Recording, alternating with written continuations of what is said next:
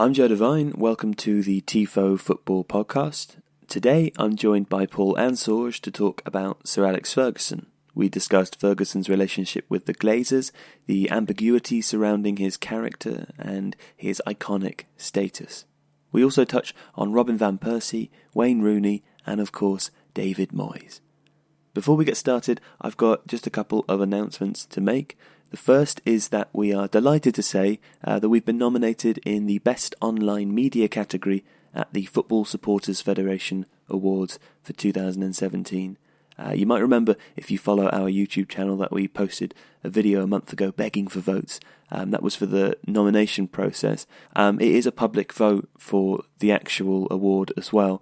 We're in a very strong category alongside people like David Squires, the excellent Guardian cartoonist, and channels like Copper90. So whilst we're not really expecting to come home with the award, you can still vote for us if you think that we deserve to. And just to clarify, you may have already voted for us for the nomination stage. This is the final stage, so if you've already voted, you can vote again, and that would be great if you can. I think I've left a link in the description of the podcast, so wherever you should be listening to, you should be able to find it. It only takes 30 seconds or so, and also there's a bunch of other categories you can choose to vote for also, so that could be fun for you. Secondly, our launch date for the new website and our name change to Tifo has been delayed ever so slightly. It's still happening in November, but a little bit later on in the month now, so keep an eye out for that. That's about it. Other than that, I would like to say I had a great chat with Paul in this episode. If you want to hear more of Paul, you can check out his Manchester United podcast, the United Rantcast, which is a very good listen. He's also on Twitter, so do be sure to give him a follow there. I can't remember his handle though, but I'm sure if you search Paul and scroll down for a very long time, you'll find him at some point. Anyway, apologies for the pre-show ramble. Thanks for downloading and enjoy the podcast. Oh, incidentally, I have seen a couple of comments telling me to get rid of the flute as the intro. I love the flute. I am more than willing to get rid of it if everyone hates it. So if you do just leave a comment. If you like it, please tell me you like it as well. I love it. I think it's a lot of fun.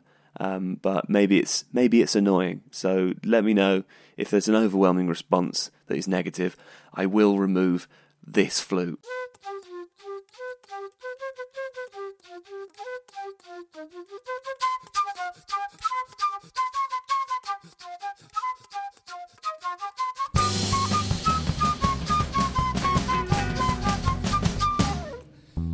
Sir Alex Ferguson was at Manchester United for a very long time, Paul. How long exactly?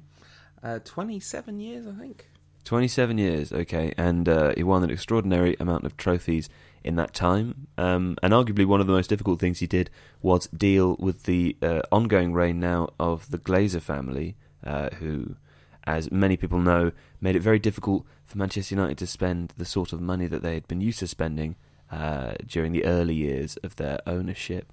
And so one of the things that Sir Alex Ferguson is credited for is, continuing that sort of incredible level of consistency in terms of winning trophies and being up and thereabouts at the top of the league under a slightly different style of ownership. But there has been some criticism directly related to that as well. I suppose there are two perceptions that you can take on this.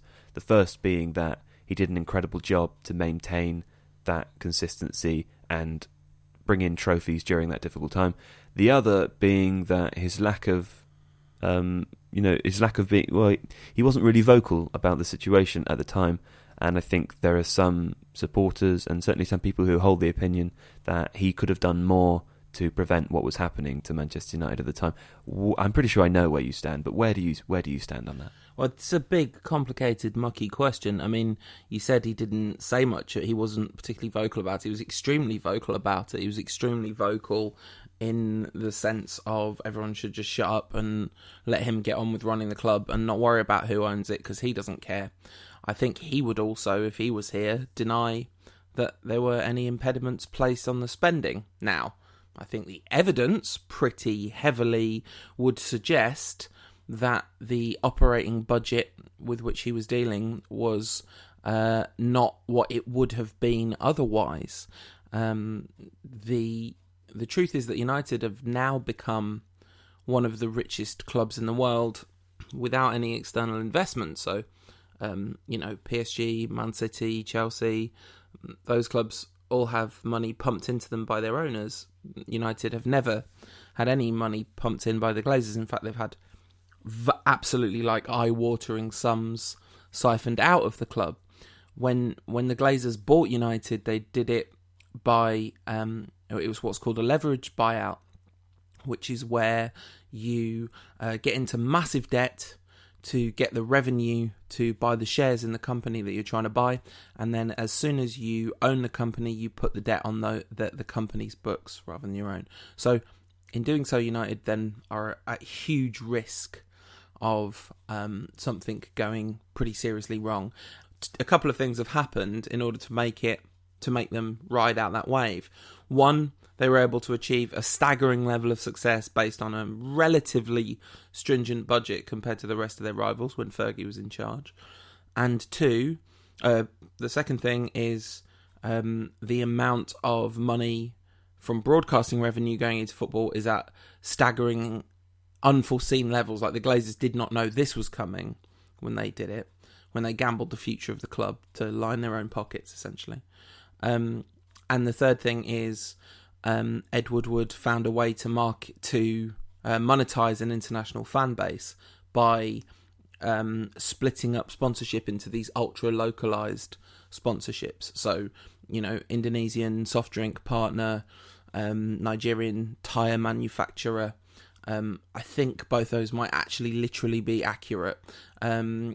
It's those kind of deals where, because, in the developing world, what would happen would be United would have enormous fan base but make absolutely no money from that. So they found a way to monetize that.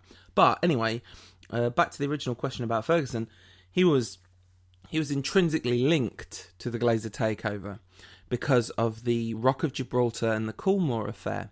Now, I don't know if you've ever covered this in detail on uMAXit. I feel like maybe there was a video at one point. We have, yeah. We made a video about the Rock of Gibraltar, but if you can cover it again in brief for people who haven't watched that'd be great. Essentially, there was this horse, right?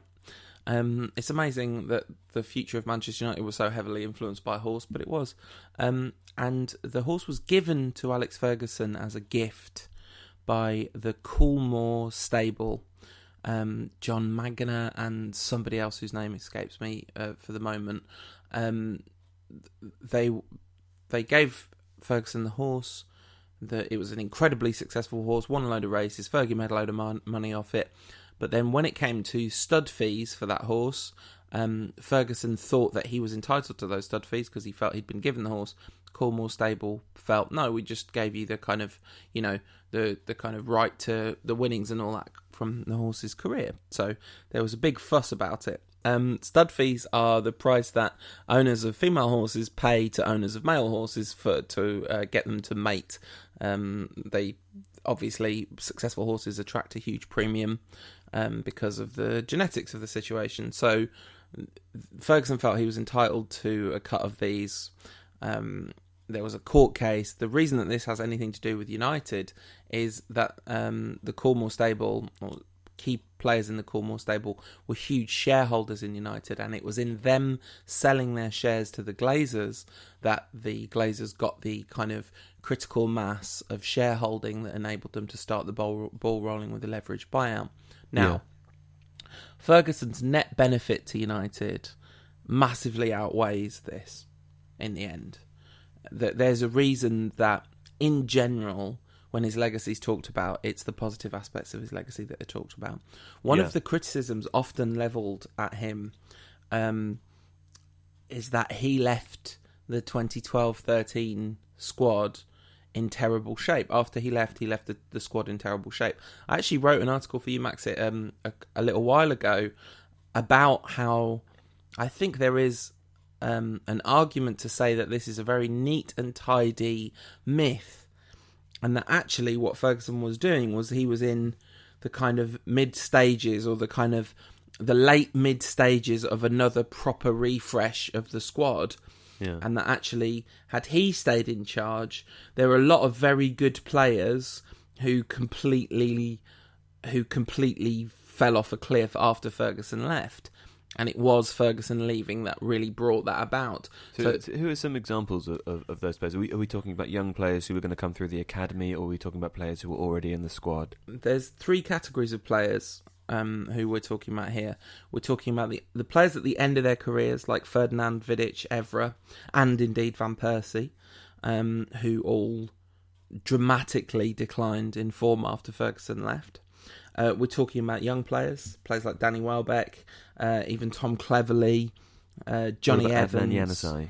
Adnan Januzaj had not played for United. It was David Moyes that gave him his debut.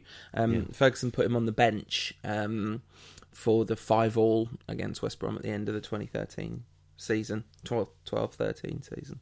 Yeah. But Johnny Evans, who had a brilliant season in 2012-13. Raphael, another player, had a brilliant season that time out. Shinji Kagawa, a player who I think would have had a much brighter United future had Ferguson stayed. So I do think there is a kind of easy myth to go, oh yeah, he just let the quality of the squad decline. And there were weird oversights, like his failure to address the central midfield situation was just bizarre by the end of his career. But I actually don't think that had anything fundamentally to do with the Glazers. Not fundamentally, because he did spend some money. I do think that, to just clarify my position on this, I think the Glazers' ownership has been hugely detrimental to United. Not only in terms of particularly that kind of mid-2000s lull and the lack of investment at the very elite level in the latter period of Ferguson's years, but particularly in terms of what it's done to the culture of the club because of all the people that left in 2005. And, you know, Mourinho's having a go at the fans right now for not being loud enough, and 2005 kind of marks the key turning point in the change of culture at United. Yeah, I think that's the key point as well, because when people have this discussion surrounding the Glazers, often people defending their position, I suppose, or arguing against the idea that it was as negative as others would make it out to be, they would often say, as you already have, look at the state of the club today. It's probably, in terms of global football, it's probably almost unique, perhaps alongside Real Madrid and Barcelona, in its ability to create money without that money being injected by a very wealthy owner. Yeah, and it's worth saying at this point that both Barcelona and Real Madrid have received way more support from the state and the city that they're from than United have. And the uneven TV domestic money in Spain as well, which for a very long time was uneven between the top teams and the rest of the league, which hasn't been the case in the Premier League. So no, I think and that's a very interesting development. That's perhaps, as you say, with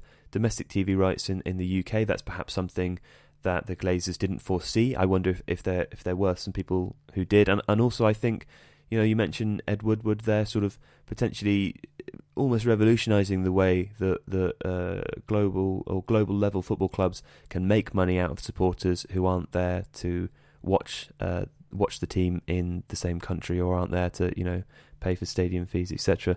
So I think that's all interesting. But I think that the main argument against that, and you've already sort of touched on it, would be the question of what would have happened if the Glazers weren't there. And it's obviously impossible for us to know. It's entirely hypothetical. But one argument that you could make, for example, is that all of this would have happened, that the Premier League and football and Manchester United in particular would have worked out a way to commercialise those fans they weren't making money from. An Ed Woodward or an Ed Woodward type would have probably found his way into that position within the club.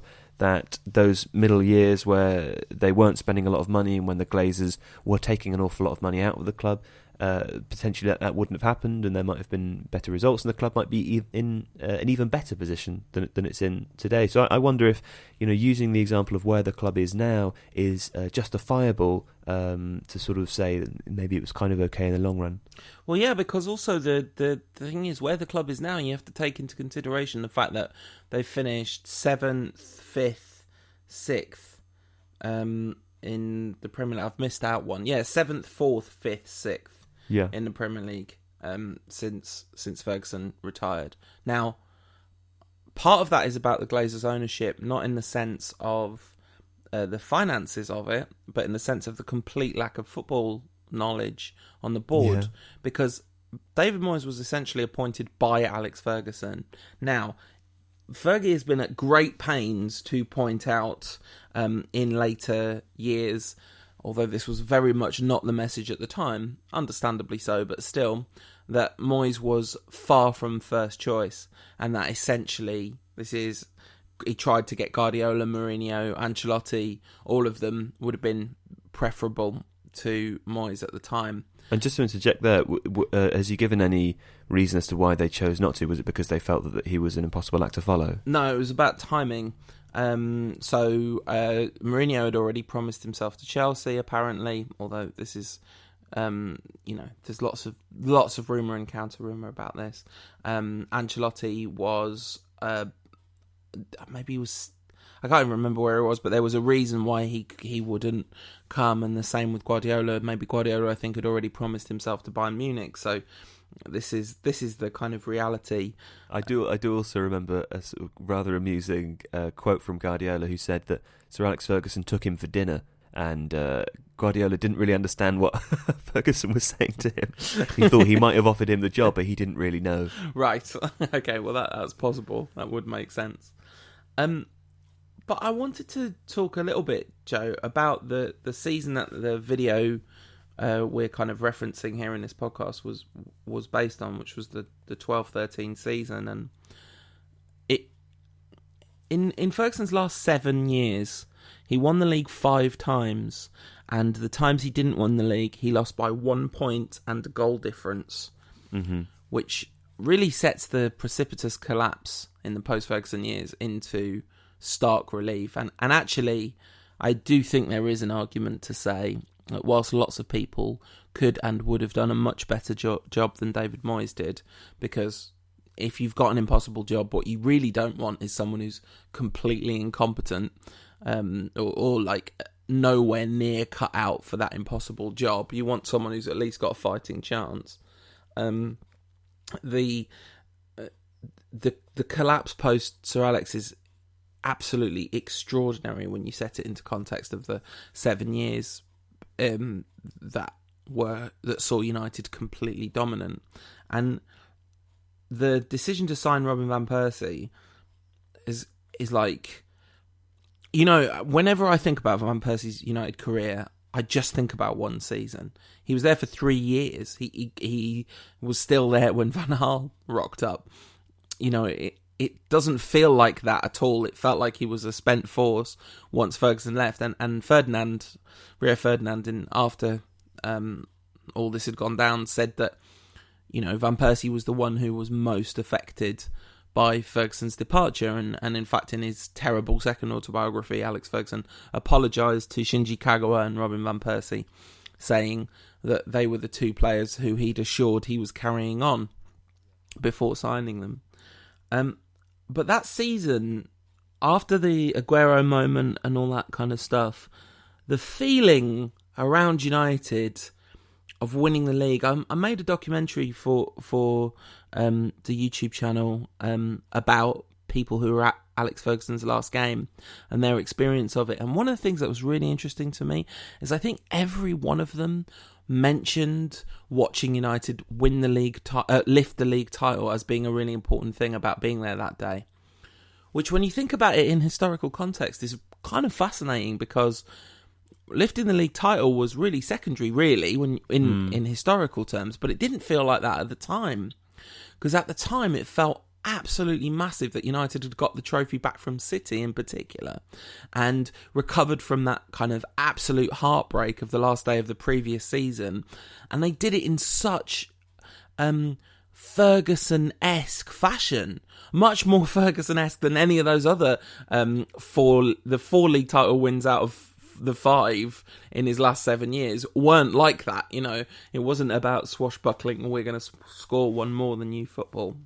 Well, let's talk a little bit more about Ferguson, the character, or Ferguson the man, because I'm very interested in him as a cultural figure. Actually, I think he's very complex, and I think even on the surface level, there's a lot of ambiguity surrounding him. And I don't often reference this on the podcast, largely because I don't want people to assume that there is some sort of journalistic bias, or that there's a uMAXit bias. In fact, we have, every time we make a Man United video, people accuse us of being Manchester United fans.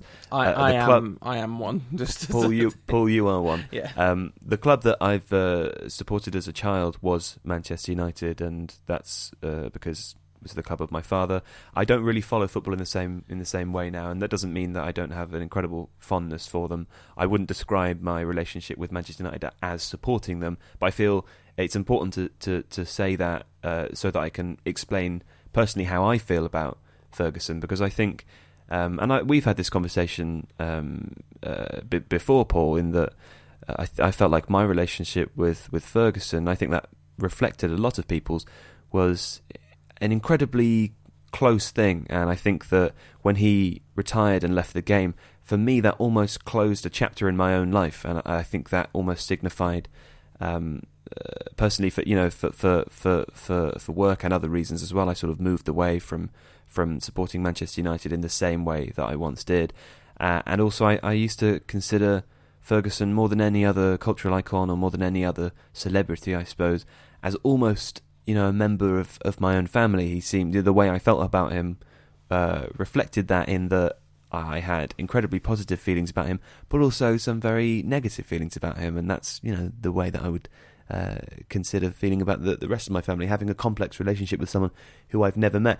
And that's a kind of unique experience for me. I've never really experienced that with anybody else. And I think with Ferguson, it's very easy to see both sides, the good and the bad, because it's quite clear to me that whilst he was an incredible football manager and in some cases seemed to have an incredible character and a deep kindness to him, he's also incredibly egotistical, it would seem. And I think there's a lot to say about his character that was perhaps I wouldn't say less desirable, because I think it makes him a very interesting person, but slightly more negative. And I just wondered how you felt about him as a character, how you consider your relationship with him, and what you think about him as a person. That's a very big question. So one of the differences between the two of us is our ages. So Ferguson was United manager when you were born. Yeah. And so there was this permanence to it. Now, I was 9, I think, when Fergie got the job. Yeah, I was 9.5, in fact, when Fergie got the job. So I do remember Man United, and I was a United fan before Fergie. Yeah. But nonetheless, his permanence definitely wedged itself into my mind, and in the early years this was kind of unambiguous, mostly because by the time I was a teenager and they were winning the league every season, you don't have kind of much of an understanding of a grey area at that point in your life. But also I think Fergie was much more kind of just a straight up admirable character at that time, or certainly seemed to be. I mean, yes, he had a very intense temper, but he was a socialist and committed to attacking football and all these other things that I would have aspired to at that age. His later years, he had a lot of fallings out with players and was incredibly invested in maintaining control over United. Now, he would say that this was an absolutely necessary component of his success, and I think that is hard to argue against. I think that one of the reasons that he fought so hard to get control was because he thought that was the way he would most be successful. And I started to make a point earlier, which I didn't finish making 10 minutes ago in our conversation, about the league positions that United have finished in since Ferguson left, and how that relates to the Glazers, not in terms of investment, but in terms of football awareness within the club. Because it was entirely concentrated on Alex Ferguson, and now Ferguson's a non-executive director. None of the executive directors, that means basically non-executive directors essentially are fundamentally advisory. They don't have decision-making capacity. All the executive directors at United, none of them have a football background. Right. So Ferguson ran the whole club just himself, and he he was able to do that with success because he is one of history's most extraordinary figures. You know, do you think you can level that as a criticism against him retrospectively, that perhaps he maybe had a lack of foresight in what would occur after he left, if he was, determined to have complete control over that when he was there? You could argue about the lack of foresight thing, but I think ultimately that's not his job. That's the job of, if there was an ownership with more understanding of football, they wouldn't, that transition would have been managed differently. So I'm not sure that one is entirely on Fergie. The stuff about his character, I think, you mention his kindness and the testimony that you will read about the things that Ferguson has done for other people out of the limelight, personal stuff. He was always the first one on the phone when managers got sacked, famously, not to gloat, but to kind of offer advice and guidance. He was incredibly, like, if you were an academy player at United and you came through the ranks, that he would be invested in the rest of your career to an extent, and he would write letters and all this sort of thing. There's a story of a drug worker, a Liverpool fan drug worker, who's working with a Man United supporting heroin addict, and who was in recovery, and he wrote a letter to Fergie, and Fergie sent an absolutely wonderful personal letter to this guy in recovery, and it was one of the key kind of cornerstones of his recovery, was this letter from Fergie. And this is not something he did. This is not the kind of charity that people do when they're famous in order to, build their brand and all this kind of stuff. This was actual humanist, individual stuff. Now, of course, he was also kind of a tyrant, and would cut people loose pretty cold, pretty quick. So he's an ambivalent figure, and I think for everyone who supported United for a long time, he had a kind of patriarchal, grandfatherly kind of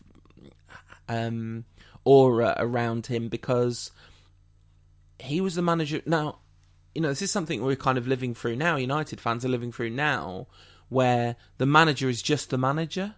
Yeah, it's almost a bereavement, I think, in some ways. Yeah, sure. I mean, now the manager's just like Jose Mourinho's managing United. He probably won't be the season after next.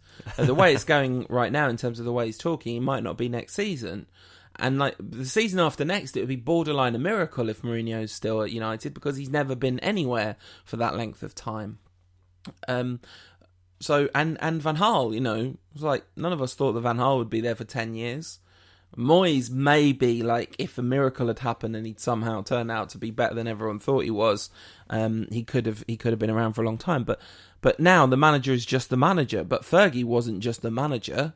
Like, that's just the manager was something for other clubs. Fergie was this mythical, larger than life he gave the illusion of permanence in an impermanent world. Yeah. And I think that's a key point to touch on, really, because you talk about, with some objectivity, retrospectively looking at how severe the drop-off was after he left. And I think lots of people have written about that, and lots of people have speculated on what the reason for that may be. I think the reality is that it's a multitude of reasons, and I think, each one of them is as valid as another, but certainly one of them was that, that illusion of permanence, that level of consistency. And I think if you look at Chelsea are quite a good example of this, of a squad who at the moment you could argue that there's an interesting dynamic of player power, in that when the players there, whether consciously or unconsciously, feel that things aren't going very well, or that they're not totally happy with whatever their manager has asked them to do at the time, that they sort of stop trying as hard. And I think, you mentioned that there were a number of players, even in throughout those three different categories, that just fell off a cliff after Ferguson left. Part of you has to wonder what the psychological effect of him leaving, or how that manifested with those players, and also part of you has to wonder, like, whether consciously or subconsciously, whether they were playing, an extra 10%, I suppose is the old cliche, for Ferguson, in a way that they weren't ever going to do for another manager. Yeah, I mean, we used to say on the podcast that you could, if they were playing at plus 10% for Fergie and minus 10% for Moyes, that would really explain the swing, because it was so dramatic. And elite level sport is inherently about incredibly fine margins, and 5% is an absolutely massive percentage increase. And Van Persie, just before we started recording this, because I kind of thought we were going to talk a little bit more about that season in particular, I was watching a video of Van Persie's goals and assists from that season. 9 assists in the league, by the way, on top of his 26 goals. 9 assists, that's a lot of assists. Because he was on corners, amazingly. And people were kind of criticising him for being on corners, but he managed to be top scorer and we won the league and he got 9 assists, so it's all fine. And Patrice Evra scored 4 goals that season, so it was good. All was well. Let's talk about him briefly then, because I think, and we'll come back and finish on Fergie before the end. But I just wanted to finish the point that the reason that I brought all that up was just if there was ever a player playing at the absolute peak of his ability and then just a little bit more because he was inspired by his manager and his surroundings, it was Van Persie in that season. Yeah. I mean, he was. You touched on this already, but he was. It was a very interesting and at the time unexpected transfer. I think everyone, as you mentioned, was expecting him to go to Manchester City. Also, not necessarily Manchester City, but I think they'd already evolved a culture under the Glazers of Manchester United not buying the main striker that was going to be sold between clubs in the Premier League or was going to come to the Premier League from somewhere else. And so I think at the time it was very unexpected and a surprising thing. But he really was, for that season, he really was iconic. And I wonder if when people think about Robin Van Persie in the future, I wonder what their main memory of him will be, whether it will be, this fantastic player at Arsenal, or of that, as you say, that sort of one incredible season at Manchester United. I suppose this depends on what kind of, obviously for me, that there's just no question it will be that season. Well, let's call it impartial. Let's say if a journalist was writing about him from the future, yeah. I think they would call him. Well, I think a journalist would write about the 3 seasons of Robin Van Persie, basically, especially 2, because obviously for a huge part of his Arsenal career, he was really negatively affected by injury, and it was in learning his body and working with Wenger about training regimens and stuff, that he really got to the point in which he could play absolutely every week. And the season before he came to United, he was absolutely electric at Arsenal. Yeah. And hardly injured at all. And I think actually that might have been the season before that too. And then in his one good United season, he hit a level where he was the tip of the spear, but there was an awful lot of good stuff going on around him. He would talk over and over again about the culture of United. He would talk about Giggsy and Scholesy. This was his big thing, being surrounded by champions and winners, and being, kind of developing this incredible bond with Alex Ferguson, and clearly being blown away by Ferguson. And after, Wenger was in his kind of complacent years, in a way, I guess you'd have to say. Wenger wasn't a winner anymore. Just in a literal sense, they didn't win anymore. So to be at a place where he could win, when he had that kind of, this is all very cliched, but he had that kind of intense Dutch street footballer arrogance and competitiveness. And here he got to kind of express it on the big stage, and it was, and I think it, obviously I'm extremely partial, but I think as being as impartial as I could be, I'm sure that season must be remembered as the peak of Van Persie. Another player that we should mention briefly is Wayne Rooney. Firstly, because he was involved in a couple of outstanding goals with Van Persie. I'm thinking primarily of those, I can't remember if they were in the same season or not, but those very long passes from Rooney finished off by a volley from Van Persie, with the first one being absolutely astonishing to watch.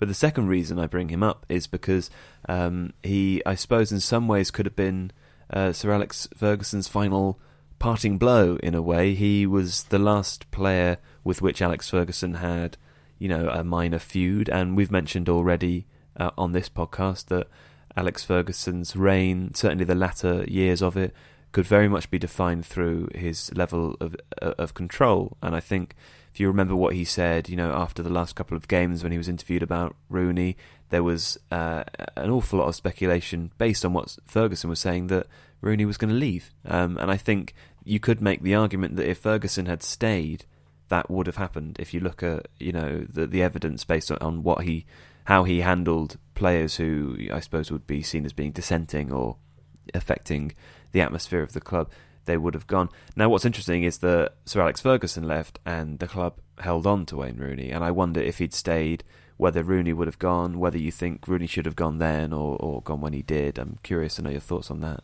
I think I think anyone arguing that Rooney shouldn't have gone then just hasn't paid enough attention to what Rooney's been like in the last 4 years. He was all right in the Moyes season, pretty overpraised, I think. But do you think they held on to him because they were afraid of the future without Ferguson? Yes, no doubt. They just lost Fergie. They'd had crucially an absolutely abysmal transfer window in that first window under Moyes, and so losing Rooney at that point would have been such a PR blow because he would have gone to Chelsea. And I think Ferguson was trying to hand the next man, trying to take the sting out of the next manager's job, because I think Ferguson had clocked that Rooney had gone, and so he was trying to take the sting out of the next manager's job by making it about him, so that Rooney could, leave without it seeming like he was abandoning the new manager. It could be like, well, Fergie's made my position at United untenable, sort of thing. So, and Rooney was all right in the 12-13 season. 12 goals, 10 assists, played 1,000 less minutes than Van Persie. So, that's actually a really decent output for the amount of time he played. Well, how does that define his memory, though? Because I think there's almost... Wayne Rooney can almost be considered in a similar way to the way that we talked about Sir Alex Ferguson at the beginning as almost a controversial figure, depending on your perception. That you could look at him and say that in some ways the sort of level of loyalty that is intertwined in the celebration of Wayne Rooney is almost a slight illusion. But I mean, anyone celebrating Wayne Rooney for his loyalty, that's not the quality you celebrate. But that's part of his. That's part of his sort of club heritage, isn't it? That's part of him being. I think so. I think people. The argument around Wayne Rooney, particularly in those last 4 years after that point when he didn't leave, was that he was a club legend. He deserved more from the fans. He deserved extra chances. He'd scored so many goals for us. The rhetoric when he became United's all-time top goal scorer, and I'm tempting to take that away from him. I'm just considering that I think as part of that rhetoric was this understanding that to achieve something like that you need a level of loyalty, and I wonder whether that was almost more chance and coincidence that he was there to do that. I didn't see too much talk about his loyalty around that time. I saw a lot of people saying, of course, he's a club legend because of his output and achievement and how much he's won at United, and I think that's inarguable. I saw lots of people saying his legacy will be forever tainted by 2011 and how close he was to moving to Manchester City. Some people tainted by the fact that that second transfer request went in, although actually I think that's a little bit harsh on Rooney, because I do think Ferguson was trying to engineer him out the door, and there was nothing loyal about his decision to stay with United in 2014. He was paid 300 grand a week at the age of 29, when anyone paying attention would have known that a player with his physical makeup, who'd started in the team at the age of 16 and looked after himself in the way he had, was going to have a precipitous decline. So I don't think there's a need to kind of question whether or not Rooney's legacy of loyalty is accurate or not, because I don't think anyone really thinks he has one, and anyone that does think he has one just wants that to be the case. I guess what I'm thinking is, I wonder, when people look back on this, again, it's a case of perception. I wonder when people look back on this in 20 or even 50 years' time and see that statistic, Wayne Rooney is Manchester United's all-time top goal scorer. I guess what I'm saying is that doesn't really tell the whole story. Doesn't tell anything like the whole story. He limped over the line as United's top goal scorer, and it's an amazing achievement in and of itself, because Nobody's made it up. This isn't, Romario's 1,000 goals where he's counting goals he scored on FIFA. This is, Rooney scored every one of those goals that he's credited for. But the last 4 years of his career, a lot of it was kind of painful to watch. I guess the final question then would be to return to Ferguson and ask a sort of similar thing, because I think the effect of time, or I suppose I should say that time has a great effect on the perception of people, often in a way, and particularly after something that we might term as like a bereavement. People remember the very positive things. So I wonder if in the future Sir Alex Ferguson, well, how do you think he'll be seen in 20, 30 years' time, presuming that no manager has gone on to achieve what he achieved in that time? I mean, I think, first of all, that's a very safe presumption for a number of reasons. One, the culture of football, but two, even there aren't really any managers anywhere in the history of football who've done what Fergie did. There's really no managers who built 3 absolutely extraordinary teams at the same club. It's almost a miracle, and to be a man who could kind of... He started off managing players who were practically his peers, because he managed, as a player manager at the very end of his playing career. And by the end of it, he was managing people who could have been his grandkids, and he still managed to understand and motivate them. And he recognised that you can't scream at Nanny like you could scream at Roy Keane, because Nanny will just burst into tears, and that won't get you anywhere. That's the same in my grandparents' house as well. Yeah. God knows I've tried to scream at Nanny. But I think that history will just whitewash over the stuff that was messy, because, I mean, first of all, history just does that anyway. And in a way, of course, there's a danger in doing that you lack the ability to learn some lessons. Yeah. And on a kind you iron out the nuance. Yeah, and that can be bad. But I think because it's football and it actually in the end doesn't matter at all, I don't think it's so bad. That's an incredibly fair point to end the podcast on, I think, Paul. Thanks very much for joining us, and we'll speak to you again soon.